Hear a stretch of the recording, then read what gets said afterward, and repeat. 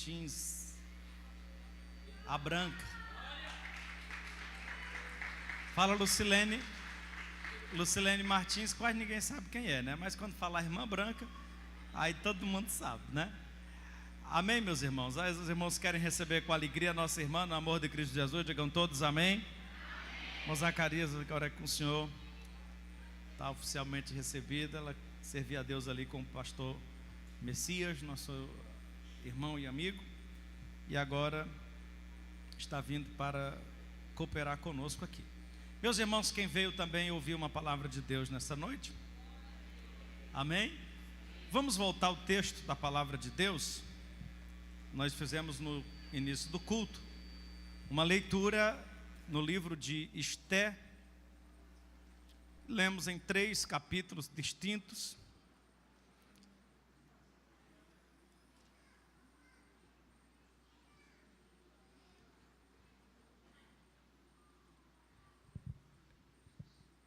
Meus irmãos, temos algumas justificativas. Presbítero Ricardo justifica sua ausência, não está bem de saúde. Queridos, a Taniane também não veio porque o Adriel não está muito bem.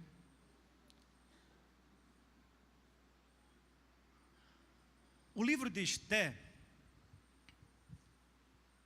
ele trata de um momento do povo hebreu, do povo judeu, ou do povo de Israel, como você preferir chamar, de um momento em que eles estavam no exílio. O exílio trata de um período em que esse povo ficaram fora da sua terra por determinação divina. Eles foram levados pelos babilônicos para a Babilônia, ficaram lá por aproximadamente 70 anos. Os babilônicos foram vencidos numa batalha pelos persas, porque os persas se juntaram com os medos e venceram os babilônicos. E eles, por sua vez, foram levados para a Pérsia, para a fortaleza de Suzã, na Pérsia. A Pérsia se tornou um grande reinado que governava da Índia ao Egito. Toda aquela região do Oriente era controlada pelo grande Império Persa. E é nesse contexto que se desenvolve a história do livro de Esté. O rei Artaxerxes I, o Assuero, né, o rei Assuero, que ele levou o título de Artaxerxes I, era o rei na época. E os irmãos conhecem muito bem a história. Ele começa o capítulo 1 de Esté, ele fazendo um banquete de 180 dias para ostentar sua grandeza. E simultaneamente ao banquete que o rei estava dando, a sua esposa, a rainha Vasti ou Vasti, estava também dando um banquete para as mulheres. E um determinado dia o rei exigiu a presença dela lá no banquete para exibi-la. Ela recusou-se e por conta disso foi deposta do seu cargo, da função de rainha. E o rei vai escolher uma nova rainha, aconselhado pelos príncipes. Ele vai escolher uma nova rainha. Organiza-se um grande desfile onde as virgens, as moças da época passam diante do rei. E por vontade divina, por propósito de Deus, ele se agrada de Esté, uma jovem judia, pobre, órfã, e ele casa com Esté e ela se torna rainha do grande império persa. Ela tinha um tio por nome Mardoqueu, ou Mordecai, que havia criado ela. E ao passo que ela muda-se para o palácio, ele ficou ali em volta, em torno do palácio, quase que de plantão, para saber notícia da rainha. E há dois fatos importantes que acontecem durante esse tempo que ele ficava ali na porta do palácio. O primeiro fato é que houve uma conspiração para matar o rei. Tinha um plano para matar o rei e ele ouviu as conversas e denunciou. Fez isso, fez saber ao rei o plano e salvou a vida do rei. E isso foi registrado no livro das crônicas. Ficou registrado. E isso vai ser importante mais na frente. Nós vamos chegar lá. Um outro fato importante é que Mordecai não se curvava diante do primeiro-ministro, uma espécie de primeiro-ministro que o rei possuía, que era um homem por nome Amã. Amã era um homem a quem o rei havia elevado como o maior de todos os príncipes e elevado a uma posição tal que, quando ele saía na porta do palácio, todos os príncipes se curvavam diante dele. Porém, Mardoqueu, ou Mordecai, ele não se curvava por princípios. E isso incomodou muita gente. E essas pessoas fizeram saber a Amã. E Amã se enfureceu contra Mardoqueu. Mas não só contra Mardoqueu. Ele se enfureceu contra o povo judeu. Porque Mardoqueu carregava princípios e valores daquele povo. E ele compreendeu que se Mardoqueu não se curvava diante dele, os demais também não se curvariam. Então ele busca no rei uma sentença de morte para esse povo. Planejou um assassinato, uma chacina. Não é nem chacina, como é que chama quando é um genocídio? Quando você extermina uma raça inteira, né?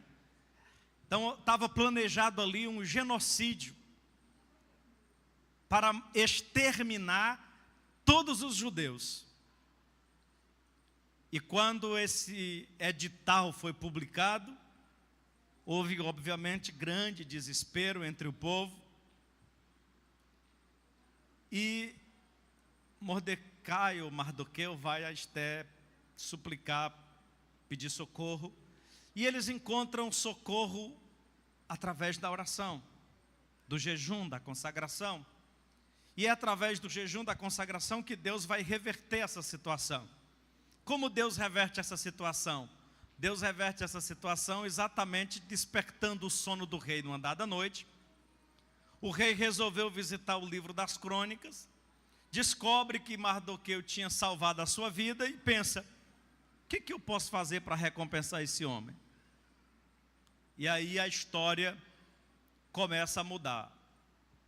Meus irmãos, por que eu estou trazendo esse relato assim, que praticamente contando a história?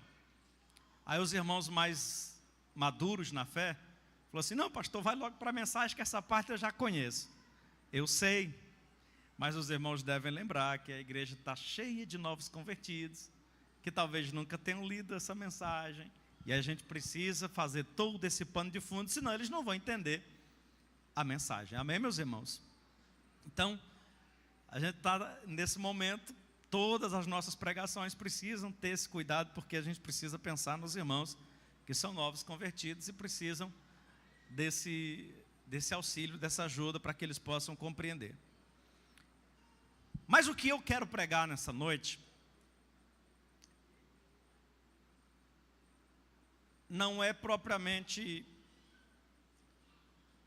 o que Deus fez. Esse texto é muito rico e nós estamos estudando sobre ele na Escola Bíblica Dominical. E essa semana, essa mensagem veio ao meu coração a partir do culto doméstico. Fazendo culto doméstico com a família, eu comecei a meditar sobre isso. E o que eu quero meditar com os irmãos hoje é sobre orgulho versus humildade. Ok? Nós temos uma figura por nome Amã, um homem extremamente orgulhoso, soberbo, arrogante. Tu imagina, irmãos, o nível de orgulho desse homem? Ele chega ao ponto de exigir que as pessoas se curvassem diante dele. Ele não só se conformava que as pessoas o respeitassem. Ele não ficava satisfeito em que os soldados do exército do rei batessem continência para ele. Ele não estava satisfeito com isso. Ele queria que as pessoas se curvassem diante dele, que as pessoas se ajoelhassem diante dele, porque ajoelhar-se é um sinal de humilhação. Ele queria que as pessoas se humilhassem, se arrastassem aos seus pés. Para vocês terem uma ideia do nível de orgulho e prepotência desse homem, na noite que faltou sono no rei, o rei ficou na madrugada lá com insônia, ele chamou um escriba e pediu para ler o livro das crônicas. Chegou nessa parte que Mardoqueu tinha livrado a vida dele. Então o rei disse: o que foi feito a esse homem? Ele disse: nada. Ele disse: pois então a gente precisa fazer alguma coisa. Aí o rei pergunta: quem é que está aí no pátio? Olharam pela janela e disseram: Amã está ali. Porque Amã tinha vindo na madrugada, irmão, falar com o rei. E o que ele vinha, qual era a demanda que ele tinha para o rei? Ele tinha mandado fazer uma forca para matar Mardoqueu. E ele vinha pedir a cabeça de Mardoqueu ao rei, pedir autorização para matar Mardoqueu, na forca que ele tinha feito. Quem me ouve, diga amém. Quando ele entra, o rei olha para ele e diz assim: Amã, o que é que eu devo fazer para um homem a quem o rei deseja honrar? O texto diz no versículo 6 que Amã pensou consigo mesmo: ué, quem é nesse reino que o rei deseja honrar senão a mim? Os irmãos conseguem imaginar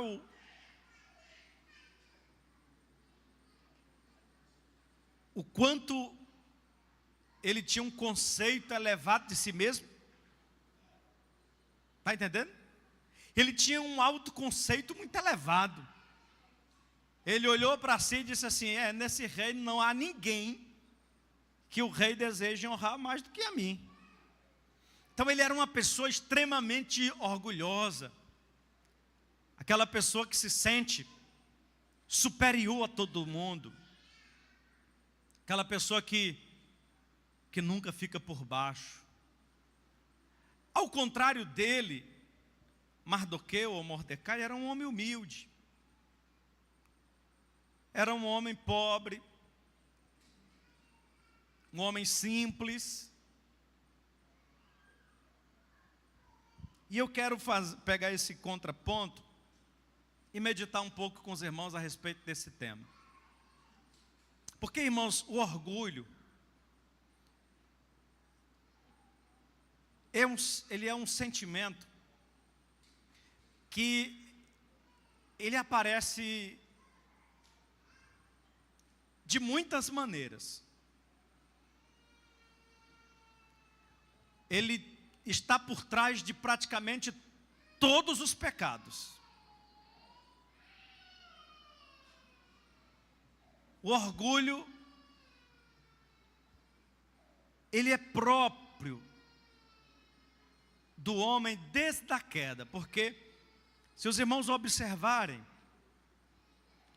a queda de Adão e Eva, ela se deu a partir de uma pitada de orgulho. Porque já foi por causa do orgulho que o diabo foi expulso do céu. Amém, irmãos? Quando ele foi expulso do céu, ele foi expulso porque ele assentou no seu coração ser semelhante a Deus. Ele assentou no seu coração ser maior que todos os outros seres.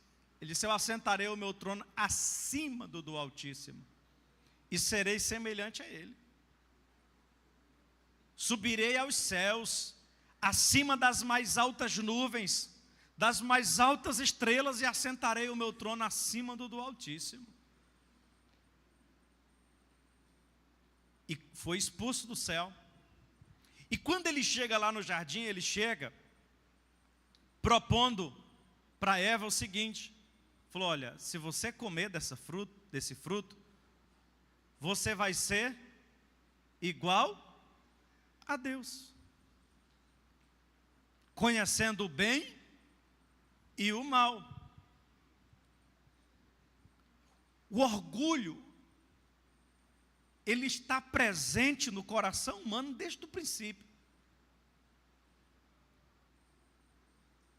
Por isso é importante a gente parar e pensar um pouco, meditar um pouco sobre esse sentimento. Porque de repente possa ser que tem alguma área da minha vida ou da sua vida que nós nos mostramos orgulhosos e nem percebemos.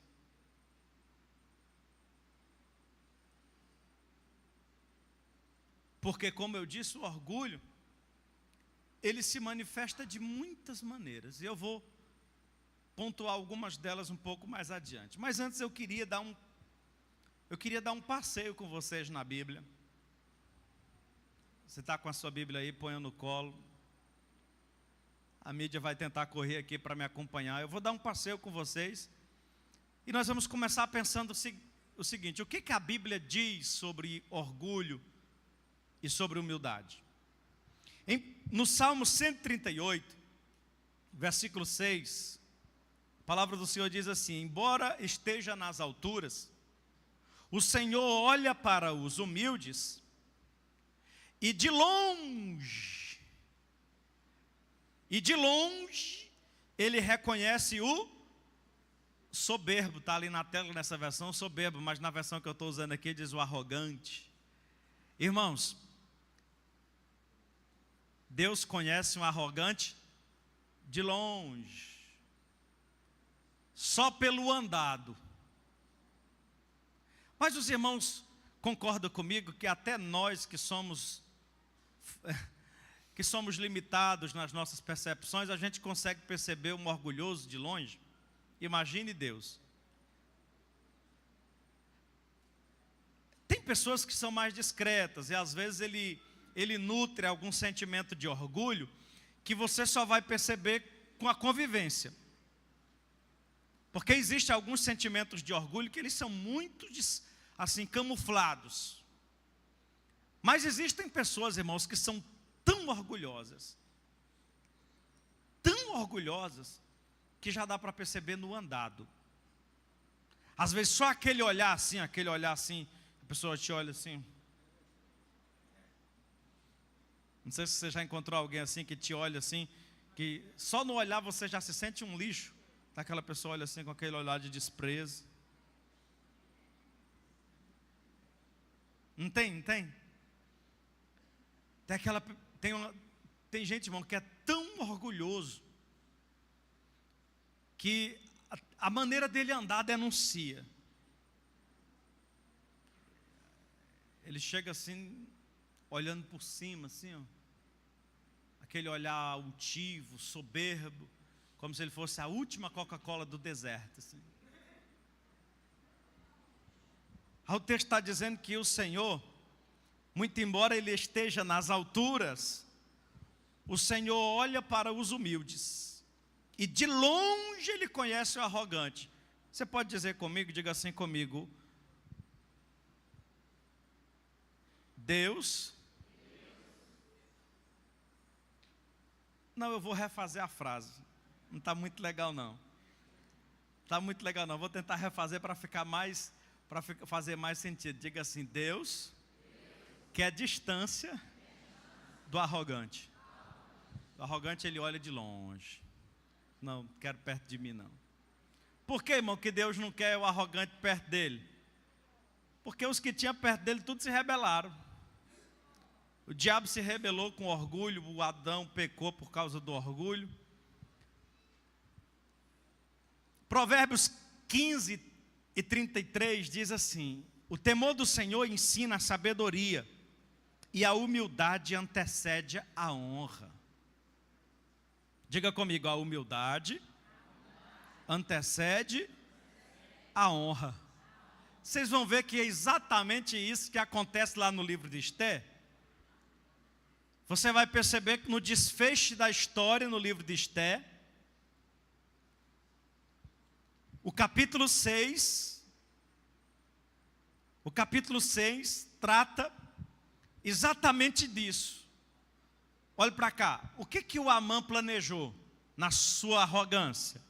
Ele planejou uma forca para matar Mardoqueu, porque Mardoqueu não se curvou diante dele. O que acabou acontecendo? Por uma intervenção de Deus, ele chega na presença do rei, o rei diz: o que eu devo fazer com o homem que eu quero honrar?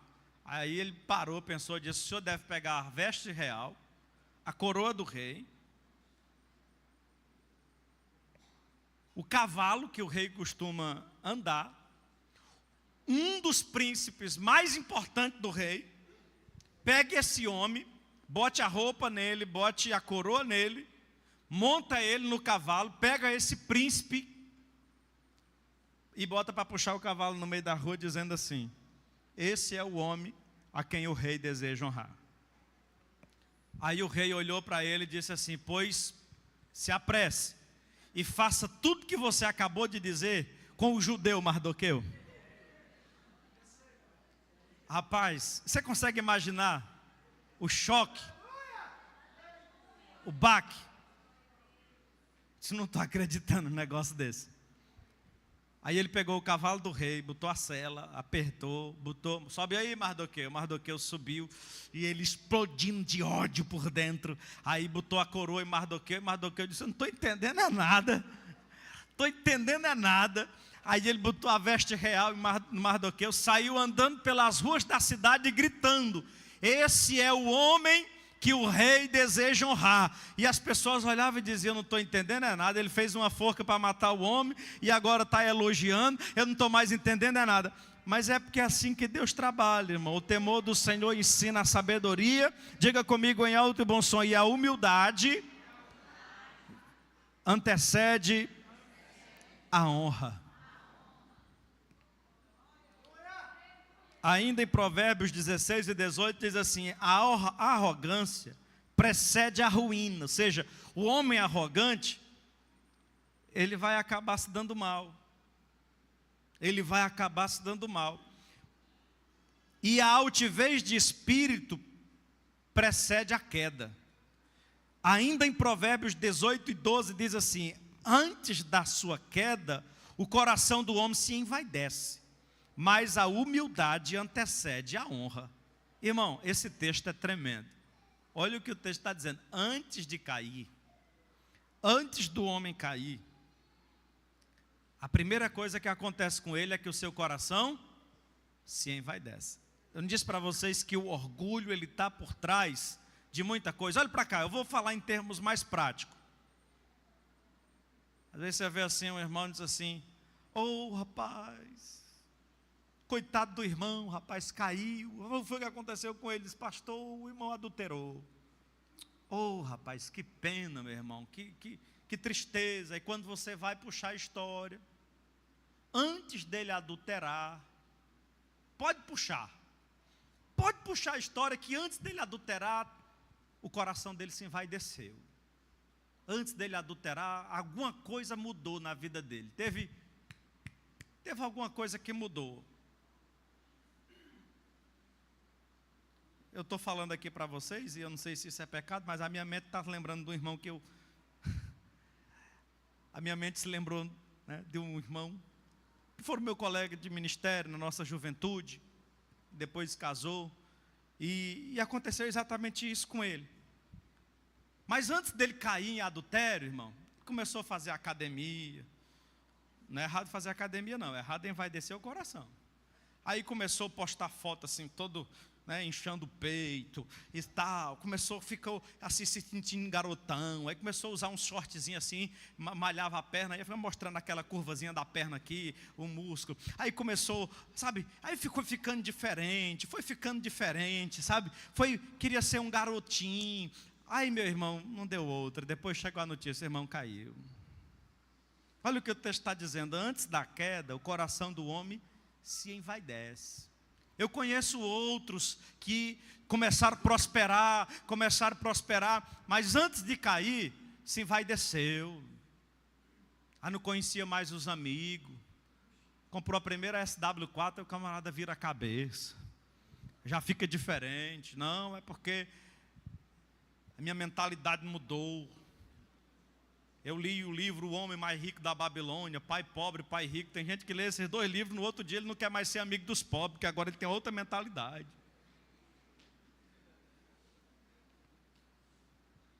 É uma boa leitura, mas o tolo não sabe lidar com essas coisas.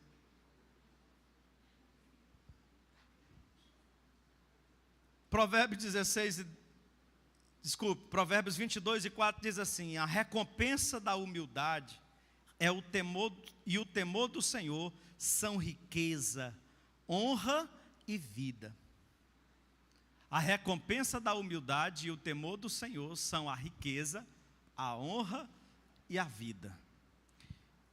Provérbios 29:23 diz assim: o orgulho do homem humilha, mas o espírito humilde obtém honra. Os irmãos estão cansados de ler a Bíblia ainda não, né? Isso é culto de doutrina, irmão. Vamos ler um texto de Isaías 57:15.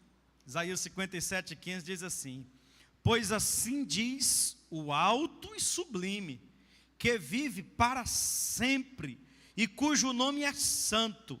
Habito num lugar alto e santo, mas habito também com o contrito e humilde de espírito, para dar um novo ânimo ao espírito do humilde e um novo alento ao coração do contrito. Você pode dar um glória a Deus? Olha o que Deus está dizendo, diz assim: olha, eu habito nas alturas, meu trono é alto e sublime, mas eu também habito com os humildes. Eu também habito com os humildes. Em Mateus 18, versículo 3 e 4, Jesus diz o seguinte: eu asseguro que a não ser que vocês se convertam e se tornem como uma criança, jamais entrarão no reino dos céus. Portanto, quem se faz humilde como esta criança, este é o maior no reino dos céus. Em Mateus 23:12, a palavra do Senhor diz assim: quem a si mesmo se exaltar, será humilhado, e quem a si mesmo se humilhar, será exaltado. Romanos capítulo 12, versículo 3, Paulo nos dá uma mensagem dizendo: por isso, pela graça que me foi dada, digo a todos vocês, ninguém tenha de si mesmo um conceito mais elevado do que deve ter. Ou seja, não pense que você é muita coisa, mas ao contrário, tenha um conceito equilibrado, de acordo com a medida da fé que Deus deu a cada um. Irmãos, a modéstia, ser modesto. Normalmente o orgulhoso, ele fala muito de si mesmo. E às vezes ele não percebe. Mas tem gente que se orgulha de ser humilde. Por mais paradoxal que pareça, Netinho, tem gente que é tão humilde, que ele ficou orgulhoso de ser o humilde, mais humilde da terra. Aí ele ele se orgulha de ser o crente mais humilde da igreja, ele se orgulha de ser o membro mais humilde da família. Aí ele nem percebe que ele já ficou orgulhoso de tanto ser humilde. Estou dizendo para vocês que o orgulho é danado, e ele aparece às vezes de onde você não espera. Ele é como um câncer que...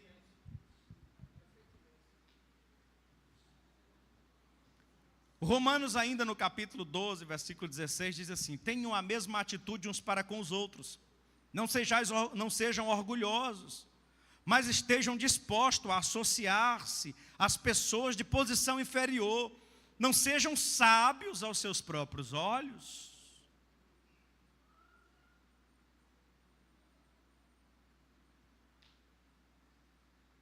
Se associa aos mais humildes. Se aproxime das pessoas mais humildes.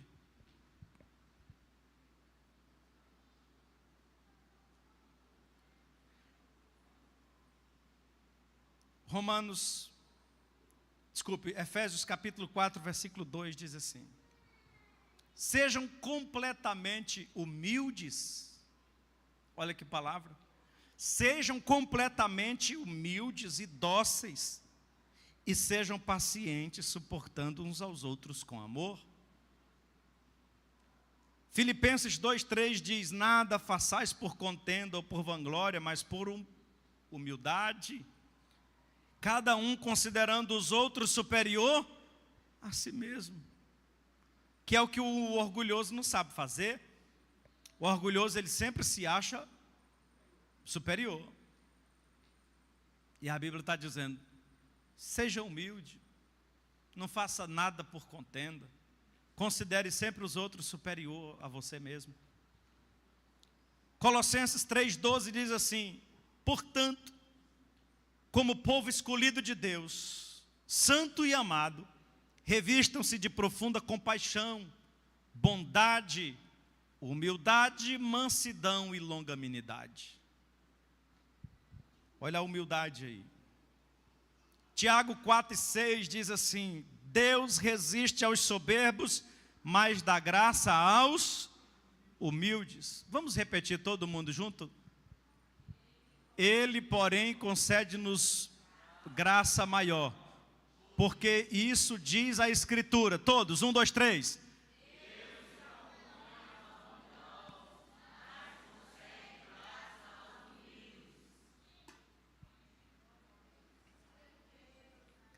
Quem é arrogante, orgulhoso, soberbo, irmão, Deus confronta ele. Deus confronta as suas estruturas de orgulho. Mas aos humildes ele diz: eu vou dar força para você vencer, você superar. E eu quero terminar com um texto de 1 Pedro 5:5, que diz assim: da mesma forma, jovens, sujeitem-se aos mais velhos. Olha aí a humildade. Quero chamar a atenção dos jovens e adolescentes para ler comigo, ó. Da mesma forma, jovens, sujeitem-se aos mais velhos, sejam todos humildes uns para com os outros, porque Deus se opõe aos orgulhosos, mas concede graça aos humildes. Irmãos, a Bíblia é linda, né? É linda a Bíblia. A Bíblia tem resposta para tudo. Nós vivemos numa época em que muitos jovens hoje, por causa do conhecimento, da informação, porque dominam conhecimentos que os mais velhos não dominam, às vezes relacionados à tecnologia, querem desprezar os mais velhos, desfazem dos mais velhos, como se eles não tivessem nenhuma importância. Olha o que a palavra de Deus está dizendo para vocês, jovens: se sujeitem aos mais velhos, sejam obedientes, seja humilde. Seja humilde. Vai chegar o dia que você vai estar velho também, e você vai querer respeito dos seus netos, você vai querer respeito dos seus filhos, e você vai lembrar dessa palavra que você ouviu. Então seja humilde. Não sai nenhum glória a Deus. Então, meus irmãos, feito esse esse sobrevoo assim a diversos textos bíblicos, eu quero voltar para o texto e pontuar algumas coisas. O que nós aprendemos com essa cena de orgulho de Amã? O que nós podemos compreender? Primeira coisa que nós podemos compreender com base no texto e também em outros textos que nós acabamos de ler, é que o orgulho ele é um insulto a Deus. Você pode dizer comigo, diga comigo, o orgulho é um insulto a Deus. Irmãos, Deus fica profundamente afrontado com o orgulhoso. Se você quiser tirar Deus do sério, seja orgulhoso. Empine o nariz, erga o calcanhar, seja soberbo, se ache, e você vai provocar a ira de Deus. Agora, se você quiser alcançar o favor e a misericórdia de Deus e ver a mão de Deus estendida para você, seja simples, humilde, para com Deus e para com os homens, e você vai ver que o favor de Deus, a mão de Deus vai estar estendida sobre a sua vida. Segundo lugar, nós compreendemos que o orgulho, ele pode causar a morte de muita gente. Vocês já pararam para imaginar que por causa de uma cena de orgulho do Amã, ia acontecer um genocídio? Uma nação inteira ia morrer para satisfazer, olhe para mim, para satisfazer o ego de um homem. Amém, meus irmãos? Vocês estão entendendo? Para satisfazer o ego de um homem. E hoje, irmãos, quantas pessoas não estão sendo feridas, maltratadas, quantas pessoas estão sendo pisadas, quantas pessoas estão sofrendo por causa do orgulho de uma pessoa orgulhosa. O que nós compreendemos? Que o orgulho, como eu já disse, ele está por trás de todos os pecados. E vamos ver isso com mais detalhes adiante. Nós aprendemos que o orgulho é capaz de endurecer o coração de alguém a ponto de levá-lo à ruína, que foi o caso de Amã. O coração dele se endureceu a tal ponto, ele ficou tão obstinado pelo poder, pela honra, pelo prestígio, que ele acabou morrendo na própria forca que ele construiu. Eu queria só que você levantasse a mão e dissesse comigo, diga assim comigo, o orgulhoso não vai muito longe. E eu quero terminar essa reflexão, irmãos, pensando com vocês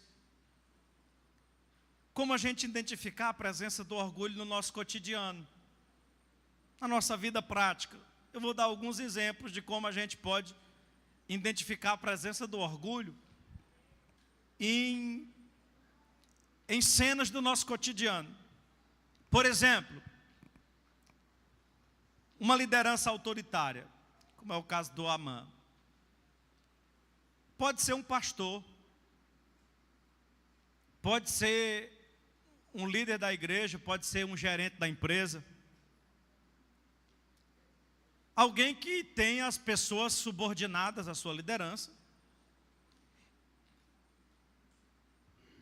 e que por causa do orgulho, ele trata essas pessoas com autoritarismo.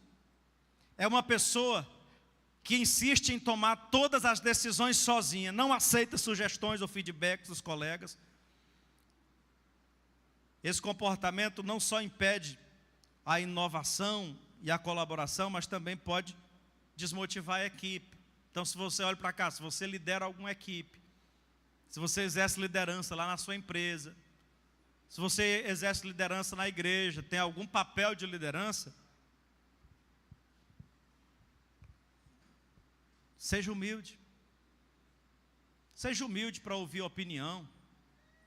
Porque às vezes, a ideia que você precisa para revolucionar a sua liderança vem da cabeça de uma pessoa simples. Às vezes uma pessoa simples, pode ser o zelador da empresa. Às vezes ele vem com uma sugestão que revoluciona. Uma pessoa orgulhosa, ela tem dificuldade de ouvir, porque ela não consegue conceber a ideia de que tem alguém que pense o que ela não pensou, que veja o que ela não viu, alguém que seja capaz de admoestá-lo, de dar um conselho. Eu não queria nem contar a história para não passar do horário, mas eu vou contar uma história. Que a gente vai ficando mais velho, irmão, o tempo de experiência na ação pastoral vai crescendo, e a gente começa a ter história para contar. Mas essa história que eu vou contar é de um pastor que eu conheci. Ele não está mais em nosso meio, mas ele dirigiu uma congregação nossa aqui em Fortaleza. E isso aconteceu aqui em Fortaleza, na congregação nossa. Era um culto de oração. E os irmãos estavam tudo orando, de joelho. E uma irmã da igreja levantou a voz e orou assim: Senhor, dá mais sabedoria ao nosso pastor. Irmãos, para quê? O homem pegou ar, levantou-se, acabou a oração, deu um sermão, esculachou a irmã. Irmãos, isso deu uma confusão que acabou precisando o pastor Antônio José mudar ele da congregação, porque não deu mais para se sustentar, porque a confusão cresceu, porque a irmã pediu a Deus para dar mais sabedoria, irmão, e a irmã estava no espírito, que ele precisava de sabedoria. Os irmãos estão entendendo como o nível de orgulho é uma coisa... Se você vê alguém orando, pedindo para Deus te dar sabedoria, isso não é uma coisa maravilhosa, irmão?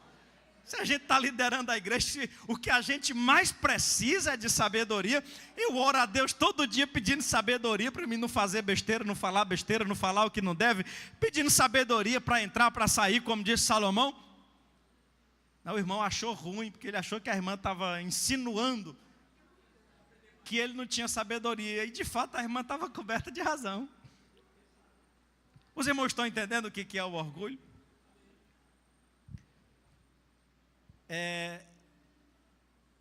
Aquele reconhecimento excessivo, é uma pessoa que constantemente se vangloria de suas conquistas, minimizando o trabalho dos outros e buscando reconhecimento constante, pode estar agindo por orgulho, que pode criar um ambiente hostil, de competitividade. Sabe aquela pessoa que está sempre,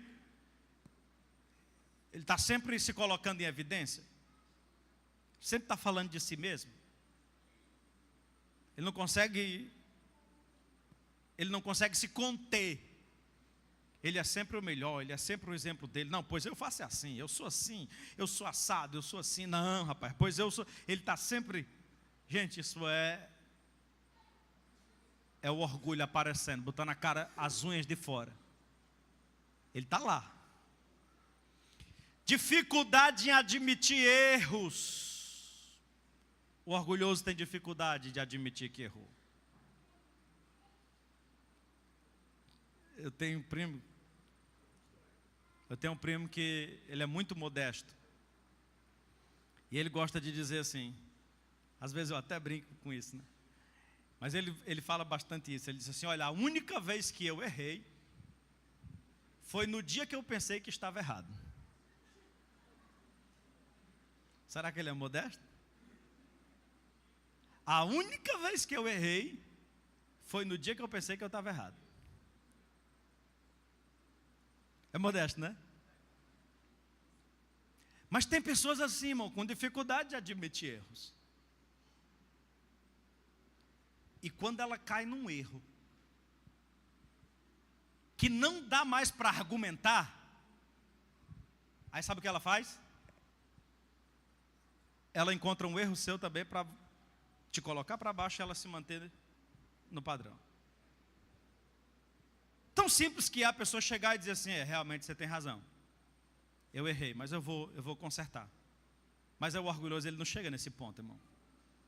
Ele não chega nesse ponto. Quando ele Quando ele não tem mais o que dizer, ele falou assim: mas você também fez assim, assim, assim. Aí ele vira o jogo.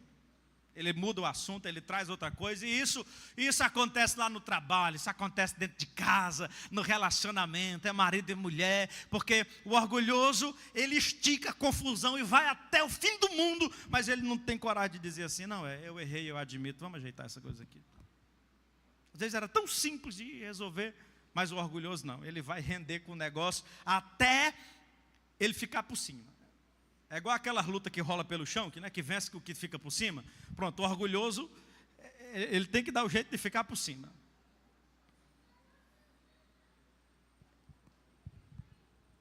Recusar pedir desculpas. O orgulhoso não tem coragem de pedir desculpa. Mesmo quando descobre que está errado, ele fica ali emburrado pelos cantos, com a cara ruim. Ele se cala, mas ele não tem coragem de pedir desculpa. Irmão, tem um mediador, um conselheiro que está ali apaziguando. Aí ele chega: irmãos, olha, eu estou observando aqui e tal. Os irmãos, os irmãos gostariam de se reconciliar. Aí tem sempre aquele mais humilde, irmão, porque em todo lugar tem sempre um que é o primeiro que pede desculpa. No matrimônio, no casamento, tem sempre um que é sempre o que amolece primeiro. Tem sempre um que é mais duro. Aquele mais duro é o mais orgulhoso.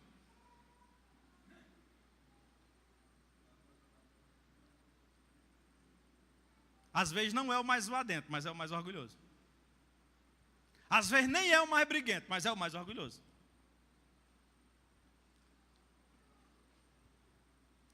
Qual é o mais orgulhoso? Ele tem dificuldade de pedir desculpa. Aí às vezes tem alguém ali conciliando as partes.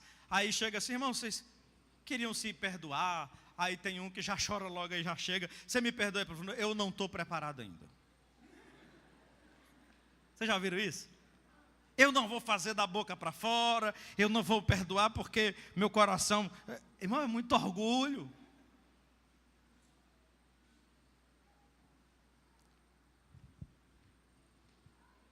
Inflexibilidade em conflitos, competitividade, resistência à ajuda. Irmão, tem gente que é tão orgulhoso que ele, necessitando, ele não quer receber ajuda de ninguém, porque ele não quer que ninguém saiba que ele está precisando de ajuda.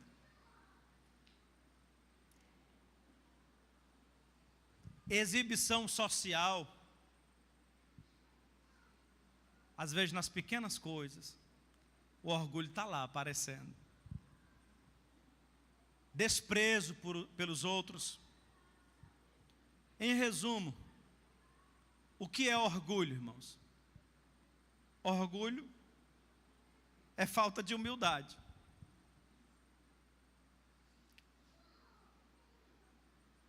Por isso eu coloquei o tema da mensagem, né? Orgulho versus humildade.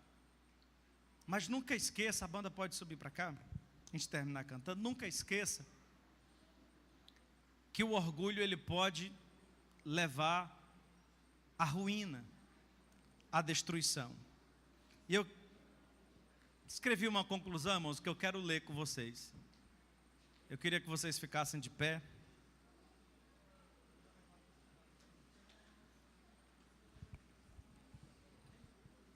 Quem entendeu essa mensagem até aqui, irmãos?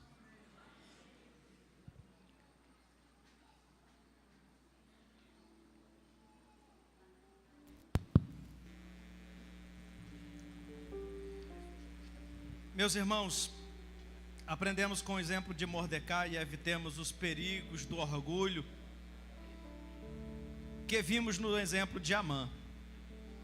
Que possamos agir com humildade, buscando sempre a justiça e permitindo que a humildade guie nossas ações. Ao fazer isso, experimentamos a verdadeira transformação e a graça de Deus em nossas vidas. Para viver de maneira justa e impactar positivamente o mundo ao nosso redor, devemos buscar viver com humildade, reconhecendo nossas limitações, respeitando os outros. A verdadeira grandeza está em servir e agir com o coração voltado para o bem. Eu queria que você levantasse a sua mão e dissesse assim comigo. Diga: Senhor, dai-me mais humildade. Você tem coragem de pegar na mão de alguém perto de você e dizer assim: olha, cuidado com o orgulho. Cuidado com o orgulho.